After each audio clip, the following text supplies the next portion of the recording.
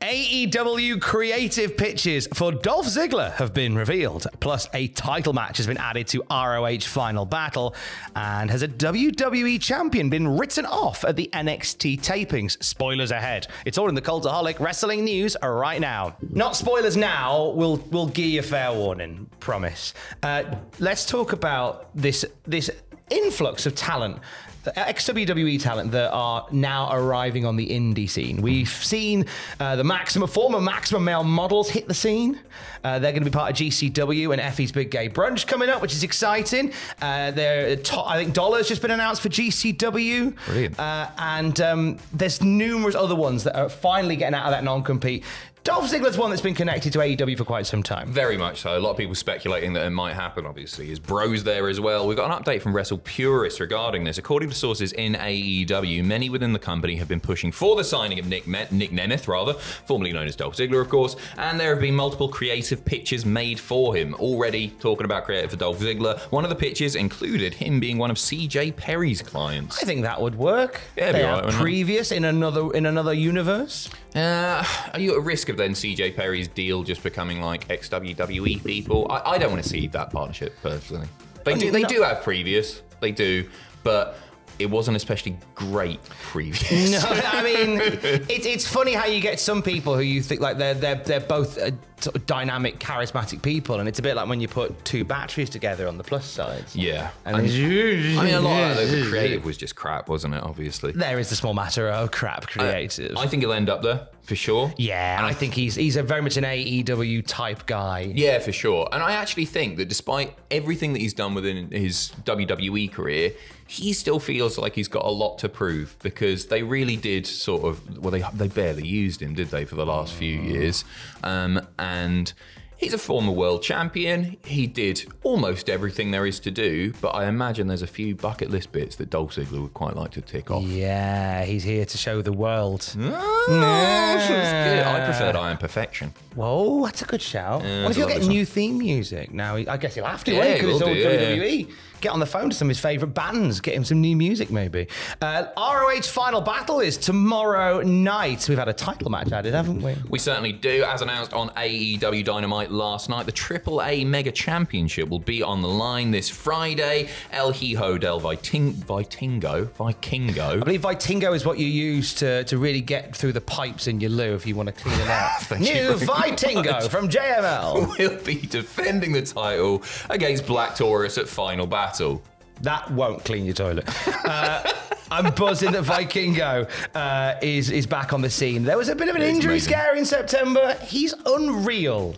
He's a specimen, isn't he? Oh He's a my different sort of human being who might not be a human being. He's unbelievable. I can't wait for that. I just find him amazing to watch. So I'm glad that he's on the card for Final Battle. I think that beefs up Final Battle or something else. Keith Lee and Shane Taylor are going to be fighting at Final Battle.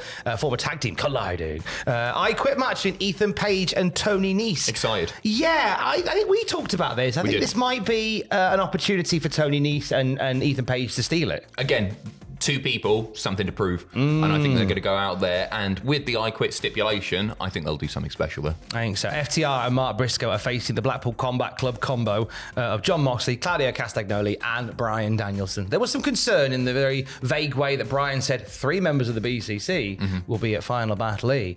And we thought, does that mean Bryan's not doing it? But he is doing it. Yes, he is. Okay, that's fine. Phew. The Survival of the Fittest 6-way elimination match. This will crown a brand new ROH World TV Champion. Carl Fletcher, Lee Johnson, Commander, Lee Moriarty, Dalton Castle, and one more person to be confirmed. Cheeky little surprise on the night, maybe? Yeah, debut. Somebody from Dolph AEW, Ziggler. Dolph Ziggler in ROH and a random 6-person. That'll be good. That's very Ring of Honor.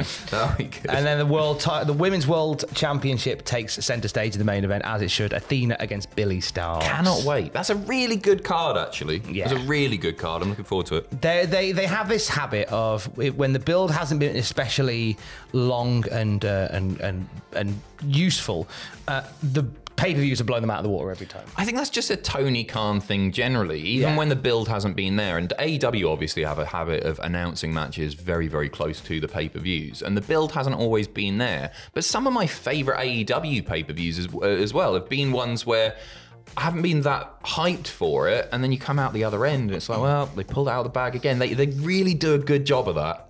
They've done it again. Well done. Yeah, it'll be a good show. I'm up for seeing it. I'm very up for seeing the payoff to Athena and Billy Stark. I think this should be Billy Stark's crowning moment. Yeah, agreed. Absolutely should be.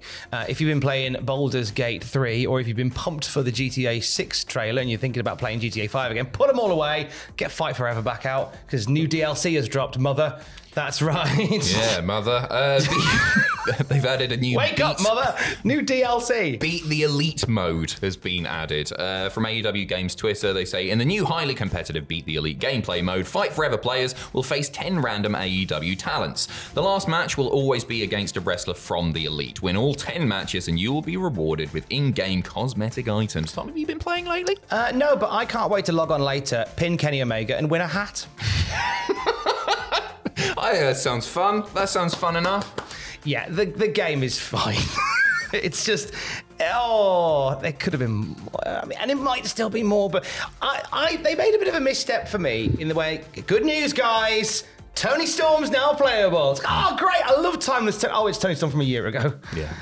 It's just a problem with like wrestling video games. That is true. I can't remember a wrestling video game coming out in the last 20 years which has been up to date, because development time takes time. Do you remember when, I think it was 2K22 came out, and you load up the roster page, it's like, released. But then the Triple H era came in, and as the year went on, they kept returning to the show. Which is handy, they're already there. The game became more up to date as the year went on. Like Karrion Kross left and came back in one video game cycle. I've not been back to AEW Fight Forever since I did it on stream. I might have had one online play against Andrew just to see what that was like, because I hadn't done it yet.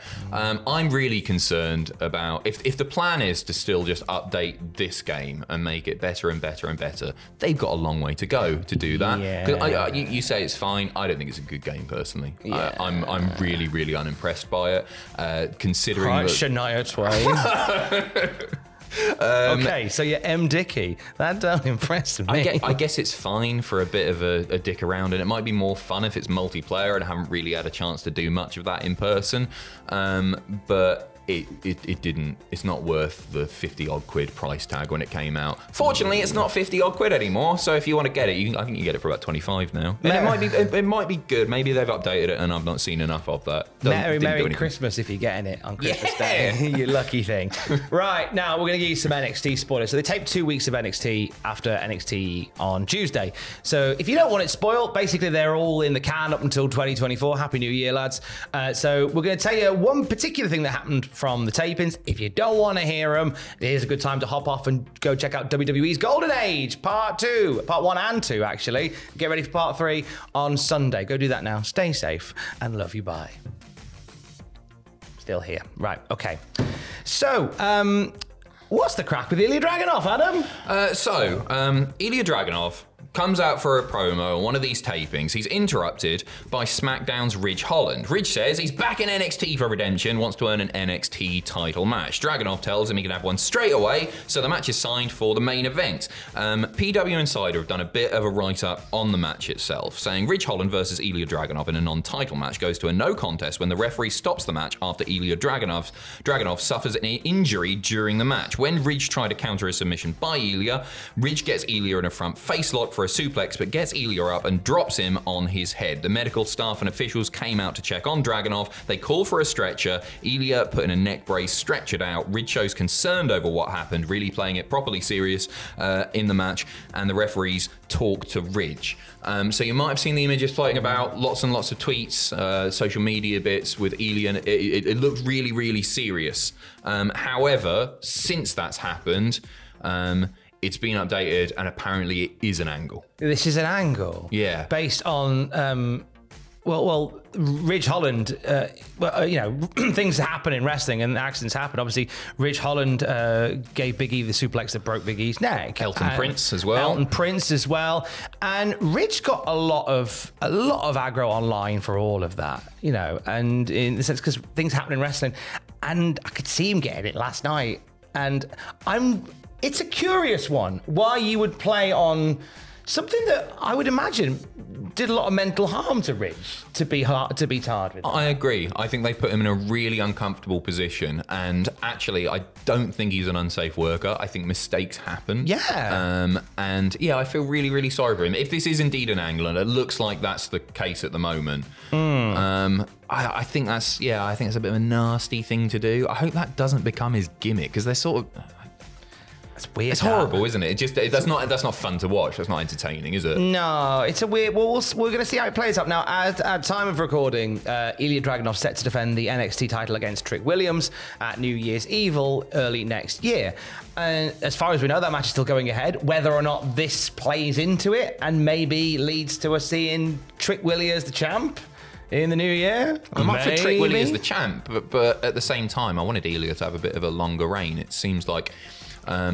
Regardless of what happens there, he's going to be going in hurt. Yeah. So I imagine that title change might happen there. One that we will keep an eye on for you at Cultaholic.com, where you'll also find the latest wrestling news throughout the day. Stay safe. Love you. Bye.